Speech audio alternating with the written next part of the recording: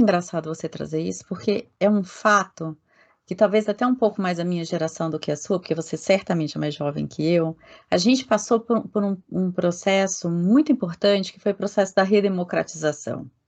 Até a Constituição de 88, né, e até a regulação mais fina das relações de trabalho, que a Constituição de 88 proporcionou, alguns ajustes na legislação trabalhista, a gente realmente tinha muito, eh, normalizado, muito padronizado as desigualdades sociais e uma certa, uma lógica meio de benemérito mesmo, como você colocou, né. A impressão que se dava é que você estava sendo muito bacana com aquela pessoa.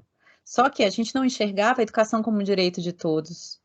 A gente olhando, eu que trabalho com ensino superior, olhando as estatísticas, até mais ou menos 1995, eram 3% da população que acediam ao ensino superior.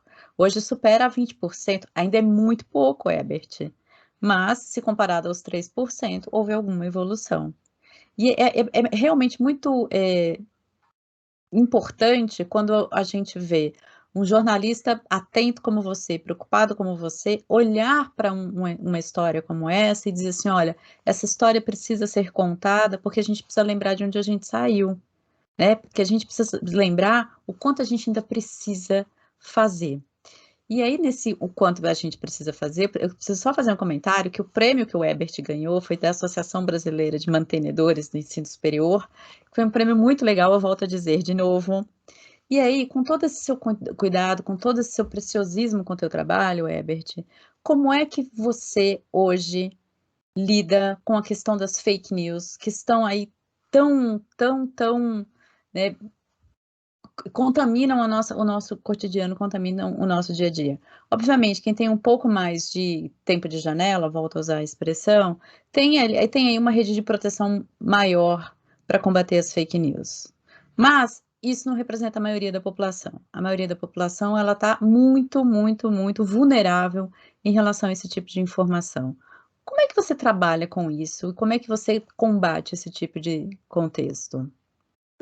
No nosso trabalho, o próprio jornalismo profissional, ele em si é uma espécie de combate contra isso, né? Sem dúvida.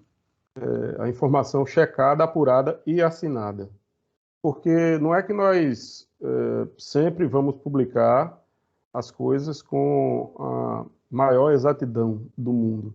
Existem falhas de apuração, às vezes a gente faz um julgamento equivocado do enfoque de determinada reportagem.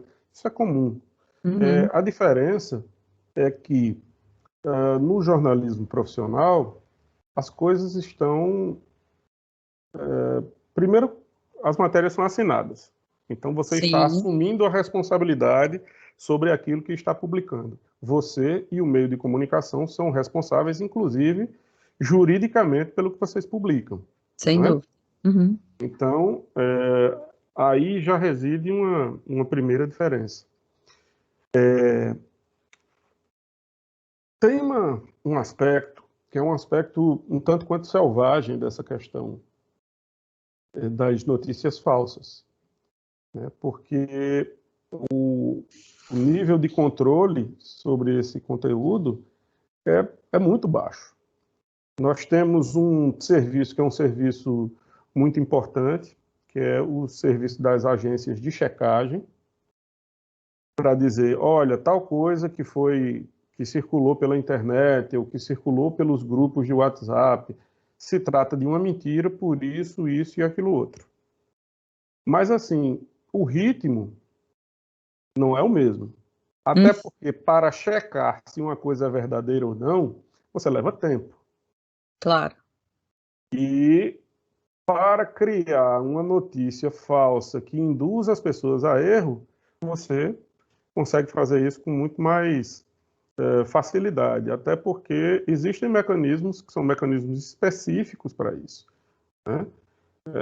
Se a gente vai verificar, muitas vezes as notícias falsas elas têm um viés alarmista, né? Uhum. Então as pessoas sentem, por exemplo, a urgência de repassar determinada mensagem a partir do momento que elas leem. E isso se